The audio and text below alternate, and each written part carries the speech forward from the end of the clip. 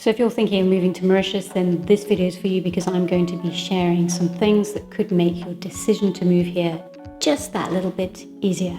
Coming up, Mauritius is the paradise island in the middle of the Indian Ocean, and it's many people's dream to come and live here. So firstly, and it probably seems fairly obvious, but make sure you know the reasons why you're moving here, because of course moving is not only stressful, but it can also be very costly.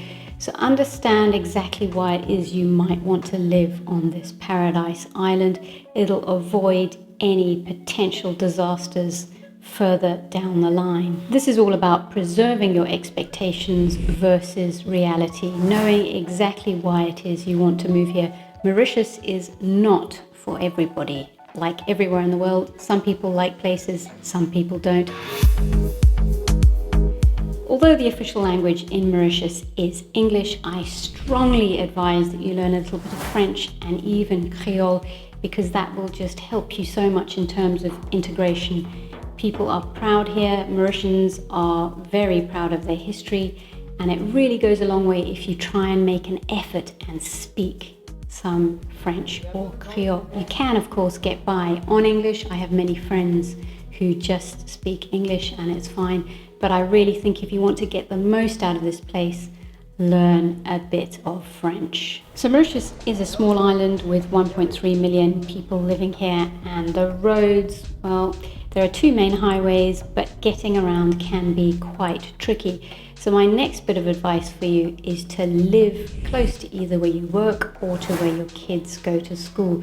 This will cut out that whole congestion and traffic nightmare. If you live, for example, in the west and you travel to Port Louis every day, this is about an hour's drive, and you're going to be going through small little villages where you'll encounter buses, bikes, goats, all sorts of things, and it really slows down your general commute. So if you can live close to where you work, it's a major bonus. There is a metro system being built here currently, and that will take you either at the moment from Rose Hill or from Quatre-Bornes through to Port Louis. So that could be an option in the future. Otherwise, you're going to be looking at either buying a car or renting a car. There are also taxis and buses, but most people I know here own a car, because you really need, if you want to travel around, you really need to have your own method of transport if you want to do it easily.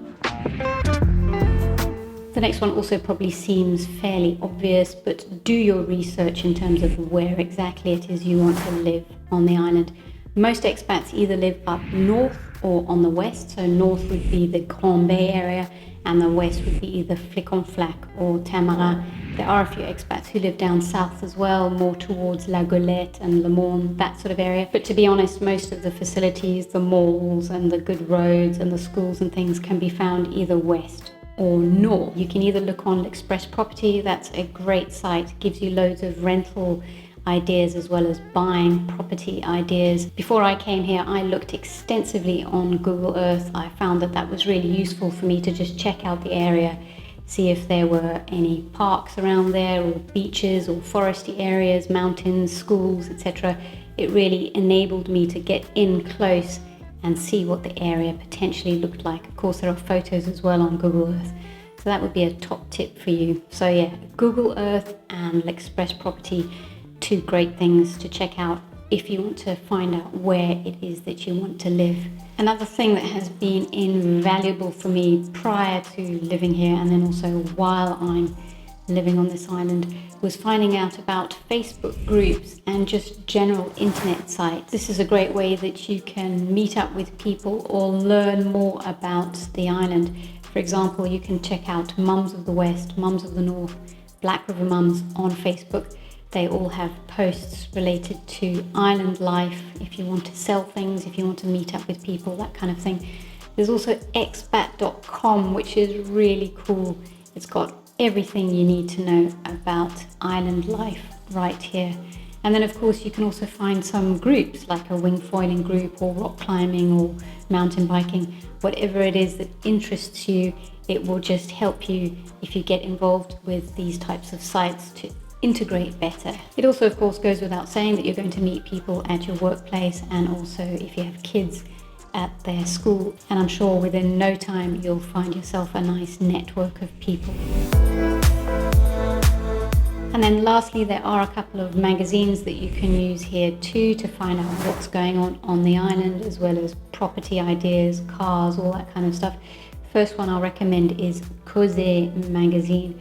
That's a very nice publication, lovely photos, and it's kind of like a Time Out London version of Mauritius. And then for news, a good newspaper would be L'Express. But on this note, most of the media here on the island is in French. So that goes back to earlier where I mentioned to you that if you do learn a little bit of French, it really goes a long way. You'll also notice that when the PM speaks, he usually speaks in either French or Creole too. So although English is the official language, just remember that all the news communique or communication is usually in French.